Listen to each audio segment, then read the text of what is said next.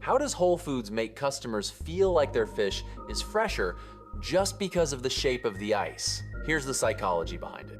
Walk into any Whole Foods store and head straight to the seafood section. You'll see something that looks almost too perfect to be real. Fresh fish laid out on mountains of crushed ice. But look closer at that ice. It's not smooth or uniform. It's chunky, irregular, uneven.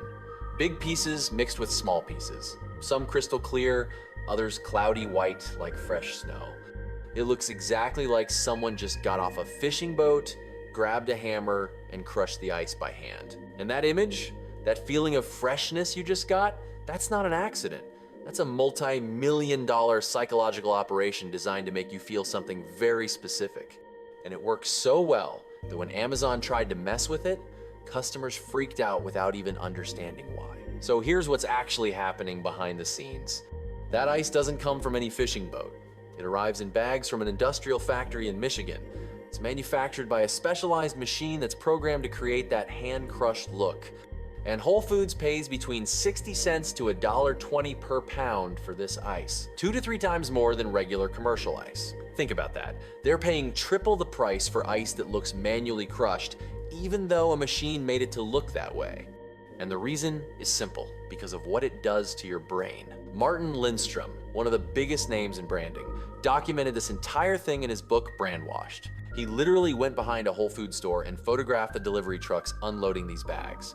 They were labeled hand-crushed ice or artisan ice from a company called Arctic Glacier. This isn't regular ice you'd buy for a party. This is a specialty product engineered to trigger a specific feeling in your mind. When you see that irregular, chunky ice, your brain activates an automatic shortcut. It's a mental rule that says if something looks primitive and unprocessed, it's probably fresh and authentic. This is the exact same mechanism that makes you think the weekend farmer's market is better than the supermarket, even when the vegetables came from the same supplier. Your brain sees irregular ice and instantly concludes, this fish just came off the boat. This is as fresh as it gets. And consciously, you know that's probably not true. You know, Whole Foods is a massive chain with a sophisticated supply chain, but the emotional part of your brain is faster and stronger than the logical part. The feeling hits before the thought, but the ice is just the beginning. Whole Foods has turned this into an art form throughout the entire store. Walk in and the first thing you see, fresh flowers. Piles of beautiful, vibrant flowers. Flowers are perishable, they die quickly, so by putting them at the entrance, Whole Foods is priming your brain. You register fresh before you even start shopping, and that feeling follows you through the whole store. Then you hit the produce section. Vegetables arranged in rustic wooden crates and cardboard boxes. Chalkboard signs with prices that look handwritten, except they're not actually handwritten. They're mass-produced by a design department and printed to look casual. The whole thing screams, local farmer just dropped this off. But it's completely manufactured. And those sprinklers that mist the vegetables every hour, your brain sees those water droplets and thinks, morning dew, and just picked. But here's the truth. Those sprinklers actually shorten the shelf life of the produce. They make it rot faster. Whole Foods knows this. They do it anyway, because the psychological effect is worth more than the product loss. This is what makes Whole Foods brilliant. They've mastered the aesthetic of imperfection. In our modern world, we're surrounded by industrial perfection, so we've started associating irregularity with authenticity. Smooth and uniform feels fake. Rough and uneven feels real. Everything is designed to make you feel like you're in a European market or a farm stand, even though you're in a highly optimized retail environment that cost millions to design. Whole Foods is telling you a story with every detail, and when you walk through those doors, your brain buys into that story completely. Now, here's where this story gets really interesting. In 2017, Amazon bought Whole Foods for $13.7 billion. And like any big corporation, Amazon immediately started looking for ways to cut costs. One of the first things they targeted? That expensive specialty ice. Amazon executives looked at the numbers and thought, why are we paying 3 times more for ice? This is wasteful. So they made a decision, switch all stores to standard, cheaper ice for the fish displays. On paper, this made total sense. The fish would still be kept cold. Health standards would still be met. Everything would work the same. Except for one thing, the psychology. Within months, Whole Foods started getting complaints. Customers were saying, "Your fish doesn't look fresh anymore," and the quality has gone downhill.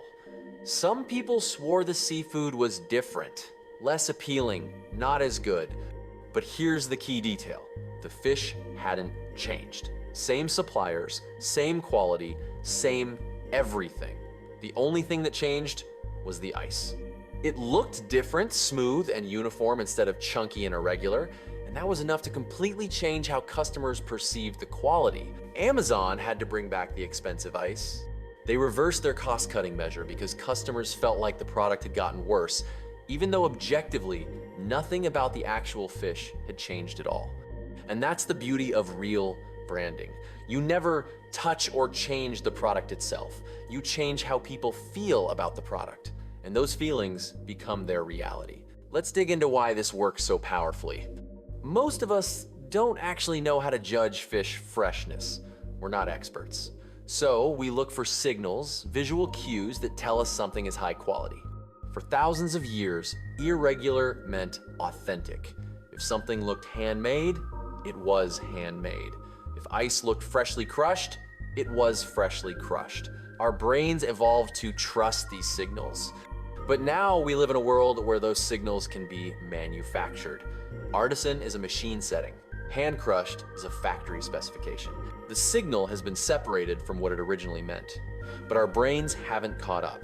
We still react with automatic trust. This is what makes modern branding so powerful. Whole Foods doesn't lie. They don't say their ice was hand crushed by fishermen this morning. They just present ice that looks like it could have been, and your brain fills in the story. You create the feeling yourself, and then you believe it because it came from your own mind. And here's the crazy part. This works even when you know it's not real. Even if I told you right now, standing in Whole Foods, that ice came from a factory, you would still feel like the fish is fresher than fish on smooth ice in a regular supermarket. The emotional response happens automatically, and Whole Foods isn't unique. This same psychology shows up everywhere once you start looking. Craft beer breweries use rough, hand-drawn labels and talk about small batches, even when they're owned by massive corporations. The aesthetic of authenticity has been industrialized. Artisanal products are everywhere. Artisanal bread, cheese, coffee. But what does it actually mean? Often, nothing. It's just a signal that triggers the same mental shortcut as that chunky ice. Your brain hears artisanal and thinks small scale, handmade, high quality. Five Guys stacks bags of potatoes in their dining room with a chalkboard announcing where today's potatoes are from. Same principle as Whole Foods wooden crates. It's theater designed to make you feel like you're getting something fresh and authentic.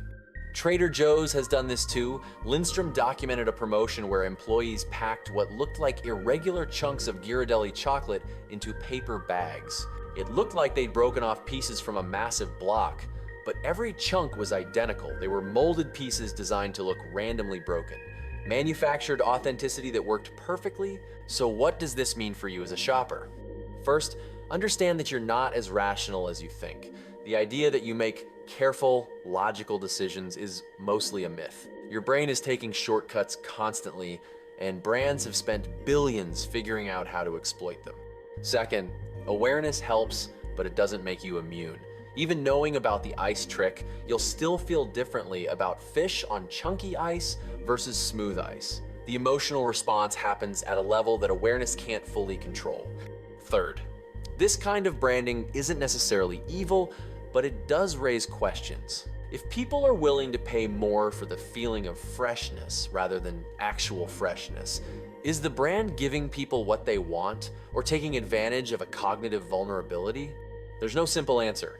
Whole Foods is providing an experience. They're selling not just food, but a story about the food. And experiences have value. People go to Whole Foods because it feels different. They're paying for the psychological comfort of believing they're making better choices. But when that feeling is deliberately engineered using expensive ice and fake chalkboard signs, you're not paying for higher quality. You're paying for the illusion of higher quality. And that's worth thinking about, because the Whole Foods ice story isn't just about clever marketing. It's a window into how modern commerce actually works. We think the best products win, but what really wins are the products that make us feel the best, regardless of objective quality. Apple creates an emotional experience with their packaging and design. People pay a premium for how opening an Apple product feels. A luxury handbag isn't 50 times better functionally than a regular bag, but it feels different. It signals something. Brands aren't selling products anymore, they're selling identities and stories. When you shop at Whole Foods, you're buying into an identity. You're telling yourself, I'm someone who cares about quality and health and authenticity. That fish on the chunky ice reinforces that story. And here's the truth. Whole Foods hasn't changed the product. They've changed your perception of yourself. That's the real magic of branding. Much of what we think we're paying for freshness, authenticity, quality is actually cleverly designed theater. The ice is the perfect example. It's frozen water. It has no nutritional value. It doesn't change the fish. But it changes how you feel about the fish. And that feeling was powerful enough that customers complained when Amazon took it away. Brands today aren't just thinking about products. They're thinking about every element of the environment that influences your emotional state.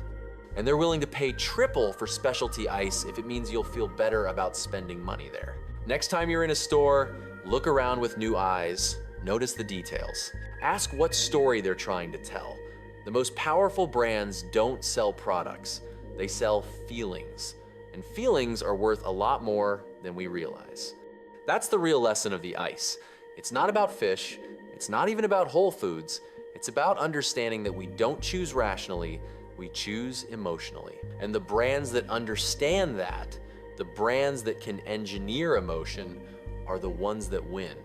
The fish is just fish, but the ice is genius.